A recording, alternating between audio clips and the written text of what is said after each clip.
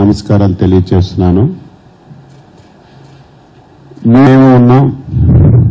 ఆంధ్రప్రదేశ్ కూడా ప్రజలందరూ కూడా స్వాతంత్రం వచ్చిన నుంచి అనేక ప్రభుత్వాలు అనేక ముఖ్యమంత్రులను చూశారు.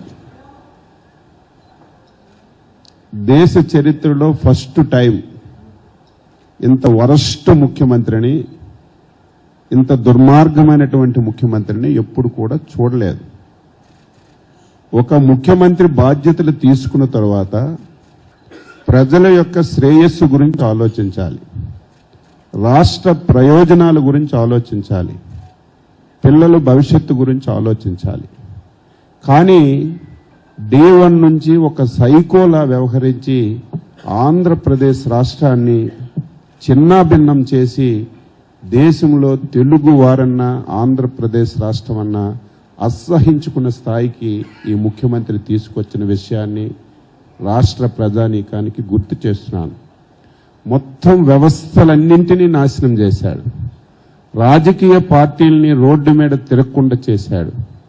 ప్రజలు స్వేచ్ఛగా వారు పడుతున్నటువంటి ఇబ్బందుల్ని చెప్పుకోలేనటువంటి పరిస్థితి తీసుకొచ్చినటువంటి సంగతి కూడా ఈ రాష్ట్రంలోన ఈ ముఖ్యమంత్రి పరిపాలనలో చూశాం. ఈ పరిస్థితులన్నీ చూసిన తర్వాత తెలుగుదేశం పార్టీ, జనసేన రాష్ట్ర భవిష్యత్తును దృష్టిలో పెట్టుకొని 5 కోట్ల మంది ప్రజల యొక్క ఆశలకు అనుగుణంగా రేపు ఎట్టి పరిస్థితిలో ఆంధ్రప్రదేశ్ రాష్ట్రంలో జగన్మోహన్ రెడ్డి లాంటి వ్యక్తి ముఖ్యమంత్రిగా కాకూడదు, అసలు రాజకీయాల్లో ఉండకూడదు అని ఏకైక ధ్యేయం పెట్టుకునే ఈరోజు కలిసి పనిచేయాలని చెప్పి నిర్ణయం చేశాం. గత 2 సంవత్సరాల నుంచి ఈ రాష్ట్రంలో ఈ ప్రభుత్వం చేసినటువంటి ప్రజా వ్యతిరేక విధానాలపైన, ఈ రాష్ట్రంలో ఉన్నటువంటి హరిజన, గిరిజన, బడుగు, బలహీన వర్గాలపైన ఈ ముఖ్యమంత్రి ప్రభుత్వం చేస్తున్నటువంటి దమన కాండపైన పోరాటం చేస్తున్నటువంటి విషయం కూడా ఈ రాష్ట్ర ప్రజానీకానికి తెలియజేస్తున్నాను. చివరికి ఎన్నికల సంగ్రామం అతి కొద్ది రోజుల్లోనే ప్రారంభమవుతుంది. తెలుగుదేశం పార్టీ, జనసేన పొత్తు పెట్టుకున్న తర్వాత ప్రజానీకానికి 2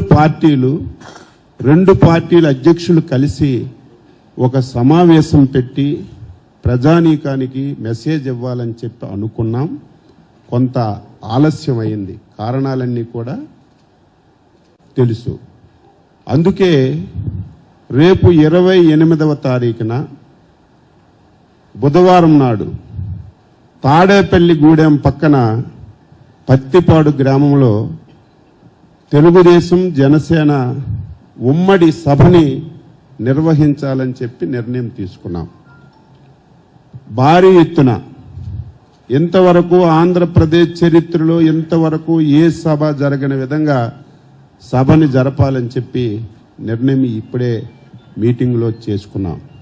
ఈ సభను నిర్వహించడానికి తెలుగుదేశం పార్టీ నుంచి, జనసేన నుంచి 6 కలిసి ఒక కమిటీ వేసుకొని ఆ సభని ఏర్పాట్లు కానీ పర్యవేక్షణ కానీ చేయాలని చెప్పి నిర్ణయం చేశాం.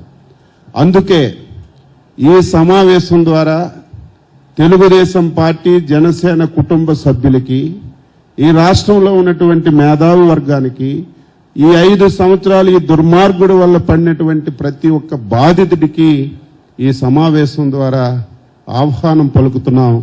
రేపు 28వ తారీఖున జరుగుతున్నటువంటి ఈ ఉమ్మడి బహిరంగ సభకి ప్రతి ఒక్కరూ వచ్చి విజయవంతం చేయాలని చెప్పి ఈ సందర్భంగా తెలియజేస్తున్నాను. రెండవది ఉమ్మడి మేనిఫెస్టో. తెలుగుదేశం పార్టీ ఇచ్చినటువంటి సూపర్ 6 కానీ, జనసేన ఇచ్చినటువంటి షణ్ముఖ వ్యూహం కానీ ఇప్పటికే ప్రజల్లోకి తీసుకెళ్తున్నాం. ఇప్పటికే కమిటీ కూడా వేసుకున్నాం. కమిటీ 3 పర్యాయాలు సమావేశమైంది. ఇంకా 2-3 పర్యాయాలు సమావేశమై అధ్యక్షులను కూర్చొని వీలైనంత తొందరగా ఉమ్మడి మేనిఫెస్టోని తయారు చేసి ప్రజలకి తెలియచేస్తామని చెప్పి ఈ సందర్భంగా తెలియచేస్తున్నాను.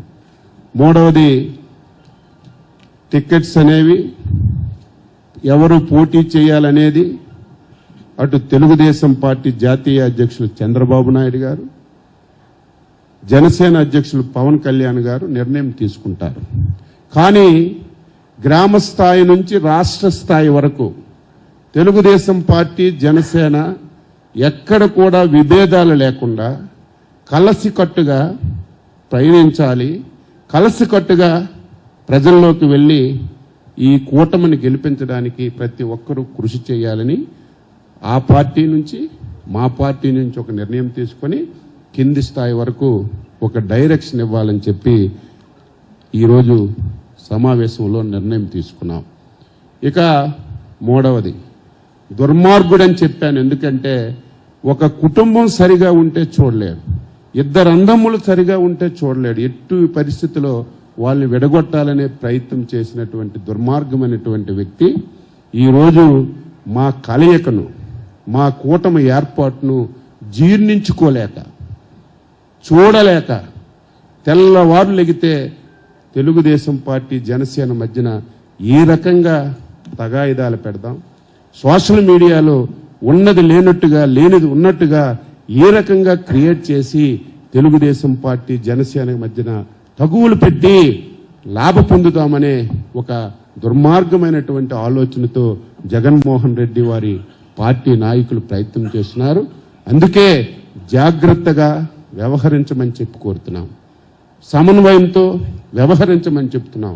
ఎక్కడెక్కడ ఏ ఇబ్బందులున్నా వాళ్ళు మేము ఎప్పటికప్పుడు చర్చించుకొని సమస్యలు లేకుండా ముందుకు తీసుకెళ్లాలని ఈరోజు సమావేశంలో నిర్ణయం చేశామని ఈ సందర్భంగా మీ అందరికీ తెలియచేస్తూ, ఈ సమావేశంలో ఈ చర్చలతో పాటుగా 2 తీర్మానాలు చేశాం.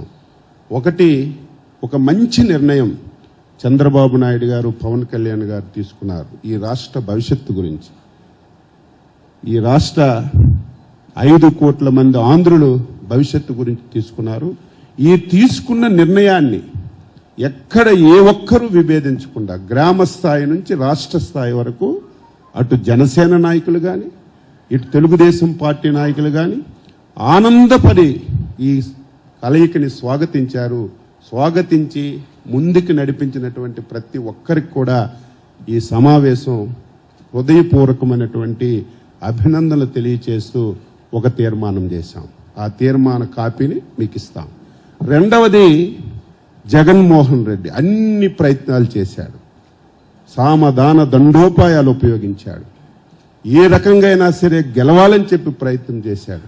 కానీ 5 సంవత్సరాల్లో ఈయన చేసినటువంటి దుర్మార్గం వల్ల ఈ ఆంధ్రప్రదేశ్ రాష్ట్రంలో నేను 5 సార్లు ఎమ్మెల్యే అయ్యాను. ఒక ప్రభుత్వం మీద, ఒక ముఖ్యమంత్రి మీద వ్యతిరేకత చూశాను. కొన్ని ప్రాంతాల్లోనూ, కొన్ని వర్గాల్లోనూ చూశాం. కానీ ఫస్ట్ టైం 5 కోట్ల మంది ప్రజలు అసహించుకున్నటువంటి ప్రభుత్వం, ముఖ్యమంత్రి ఎవరైనా ఉన్నారంటే అది జగన్మోహన్ రెడ్డి.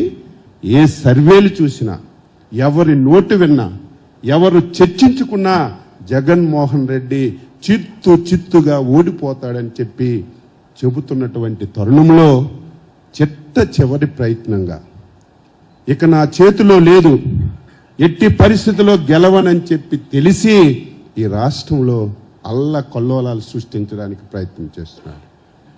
ఈ రాష్ట్రంలో ఒక అలజడిని సృష్టించడానికి ప్రయత్నం చేస్తున్నాడు. అందులో భాగంగానే ఈ మధ్యకాలంలో మీడియా మీద విపరీతమైనటువంటి దాడులు.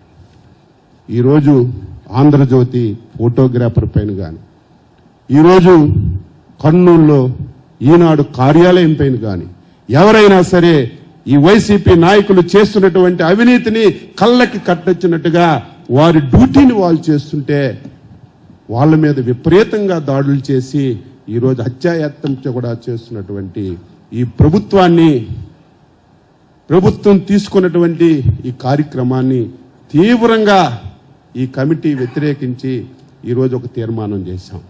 ఇదేదో ఆంధ్రజ్యోతి మీదో, ఈనాడు మీదో, XY మీద జరిగినటువంటి దాడి కాదు, ఇది ప్రజాస్వామ్య వ్యవస్థ పైనటువంటి దాడి అని చెప్పి మేము అనుకొని ఇది కూడా ఖండిస్తూ ఈరోజు ఈ తీర్మానం చేశాం.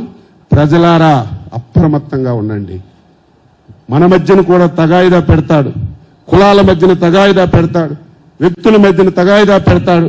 ఈ రాష్ట్రంలో శాంతి భద్రతలు లేవని చెప్పి ఆ రకంగా లబ్ధి పొందాలని ప్రయత్నం చేసే కుట్ర ఈ రాష్ట్రంలో జరుగుతుంది.